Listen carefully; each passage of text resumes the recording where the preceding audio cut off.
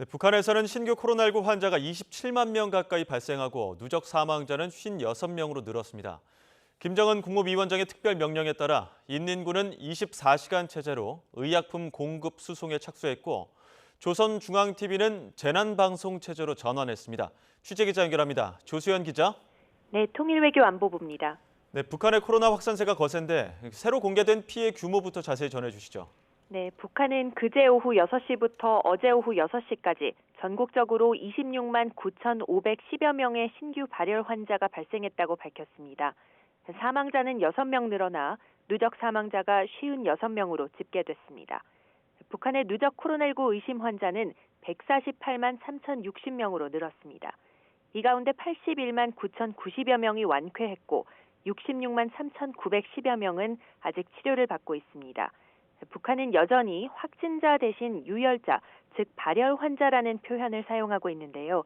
이를 고려하면 실제 확진자와 사망자 수는 발표된 집계보다 더 많을 것으로 추정되고 있습니다. 네, 김정은 위원장이 의약품 공급 안정화를 위해서 인민군 투입하라 이렇게 지시했는데 관련 작업이 본격 시작됐습니까? 네, 그렇습니다. 인민군이 평양 시내 모든 약국에 긴급 투입됐습니다. 24시간 약품 수송 공급 작업에 돌입했습니다. 조선중앙통신은 도시는 물론이고 북부 산간지대 등 외진 마을에 이르기까지 약품 공급과 환자 치료의 편파성이 나타나지 않게 하기 위한 실무적인 조치들을 세우고 있다고 전했습니다. 북한은 이와 함께 주민들의 공포심을 가라앉히는 데에도 총력을 쏟고 있습니다. 김 위원장은 지난 14일 정치국 협의회에서 방역의식 제고와 상식 선전 사업을 언급하면서 전염병 방지와 치료에 대한 이해를 도모할 수 있는 방송을 해야 한다고 언급했는데요.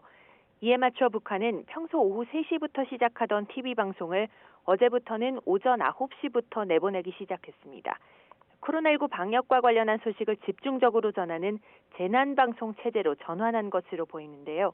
의심 환자 발생 상황과 더불어 약물 처방과 복용 과정의 주의사항, 그리고 오미크론 변이 바이러스 특성 등을 상세히 소개하고 있습니다. 네, 북한은 이런 상황에도 우리 측 지원 제안에 여전히 응답은 없는 상황이죠?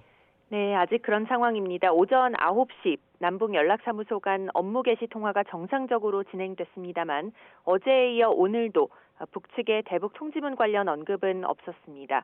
업무를 시작한다는 일상적인 통화 외에 대북 통지문이나 실무 접촉 관련 언급은 없었다는 겁니다. 이에 대해 통일부는 북한이 우리의 입장을 알고 있는 만큼 재촉하지 않고 북한의 호응을 기다릴 계획이라고 설명했습니다. 이런 가운데 박진 외교부 장관은 어제 저녁 취임 후 처음으로 왕이 중국 국무위원 겸 외교부 장과 상견례를 겸해 화상 통화를 했는데요. 이 자리에서도 북한 코로나 상황과 관련해 북한 주민에 대한 인도적 지원이 필요하다는 의견을 교환하고 앞으로 지속 협의해 나가기로 했습니다.